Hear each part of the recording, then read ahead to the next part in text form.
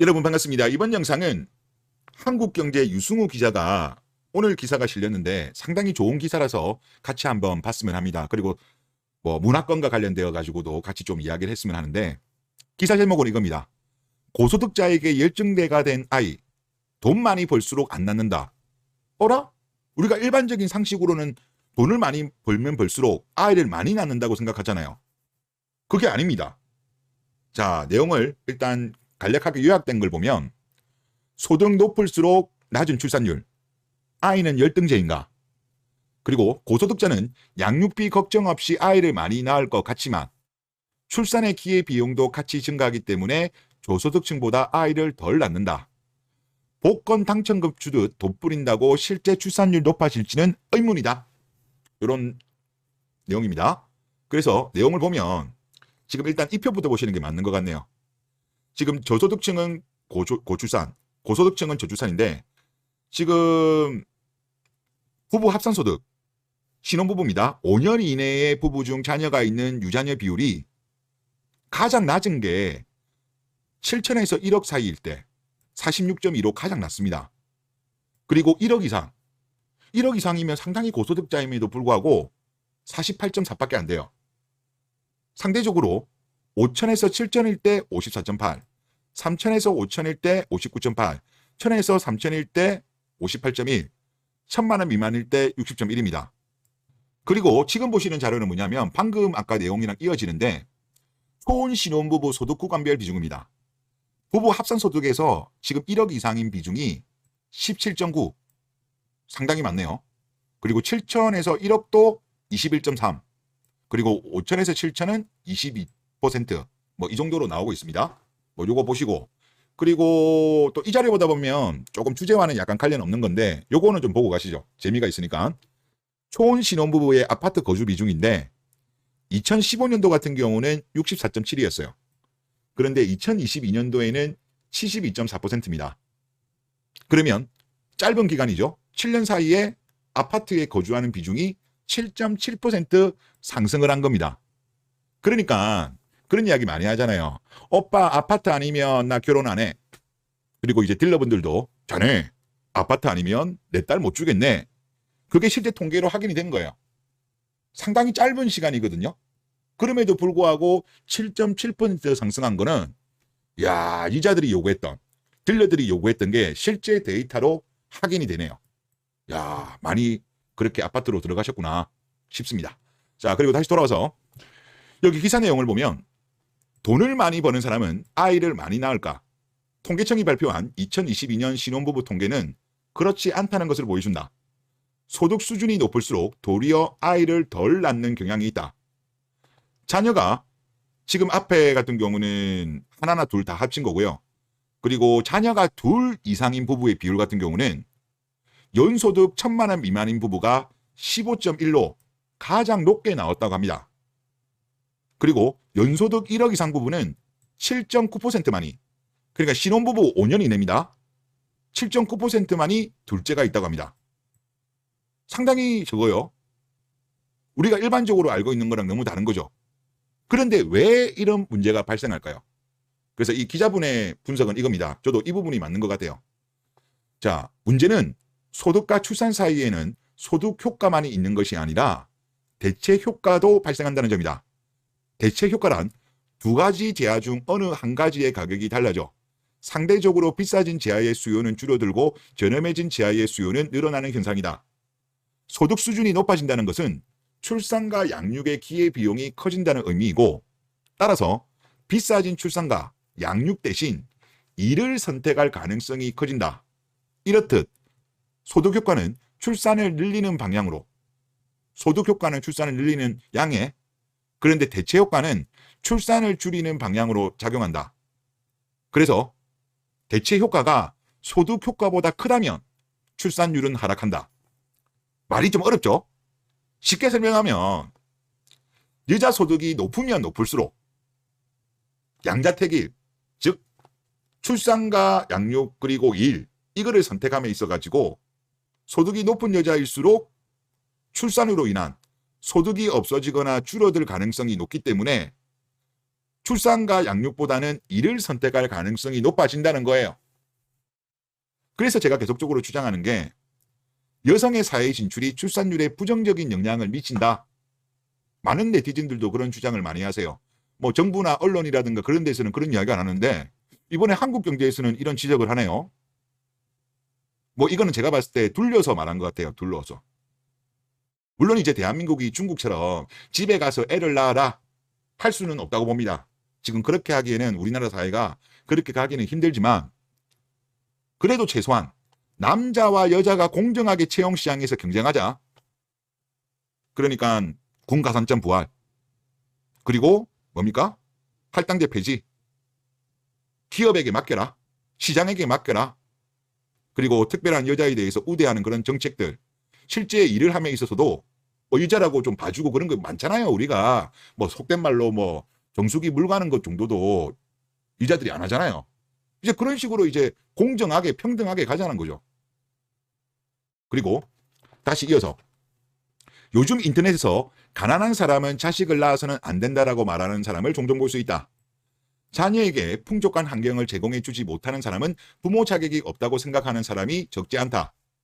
과연 돈이 없어서 집값이 비싸서 아이를 안 낳은 것일까?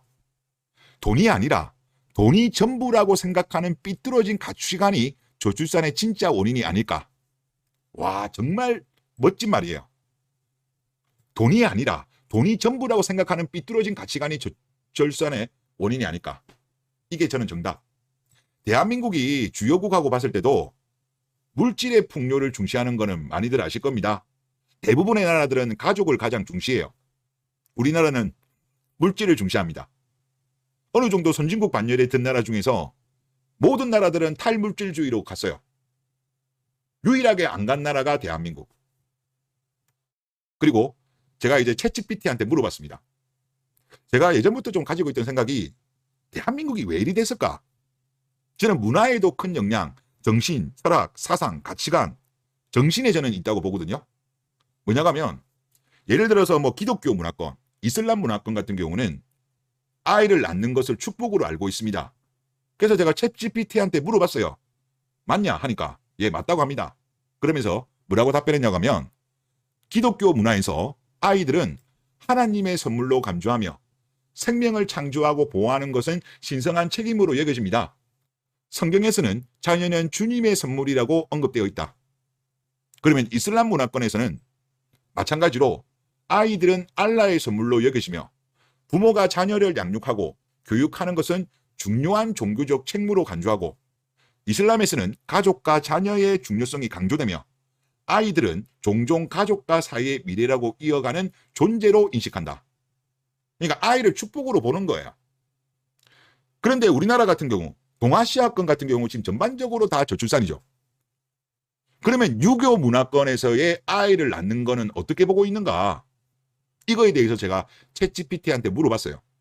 그러니까 챗GPT가 뭐라고 답변하냐면 유교 문화권에서도 아이를 낳는 것 또한 매우 중요하고 긍정적으로 여겨집니다. 그런데 관점이 달라요. 기독교, 이슬람 문화권이랑은 관점이 다릅니다. 유교는 가족의 중요성과 조상에 대한 존경, 그리고 후손을 남기는 것을 중시한다. 이러한 관점에서 자녀를 갖는 것은 가문을 이어가고 조상에 대한 책무를 이행하는 중요한 일로 간주된다. 다르죠, 관점이? 자, 지금 동아시아 같은 경우는 유교 문화권이라고 하지만 이제는 유명무실해졌죠. 아직까지 좀 남아는 있습니다만은 이제는 거의 한국 같은 경우는 사라졌죠. 잔재만 좀 남아있는 거죠. 그리고 한국의 경우 같은 경우는 1980년대, 한 1990년대 중반까지만 하더라도 이 관념이 저는 많이 남아있었던 것 같아요. 그렇기 때문에 그때 당시 한자녀 갖기 운동, 1982년도 산하제한 정책에도 불구하고 남아선호 사상 때문에 1990년생 같은 경우는 성비가 116.5대 100이었어요. 199년생 때가 가장 높았거든요. 불균형이.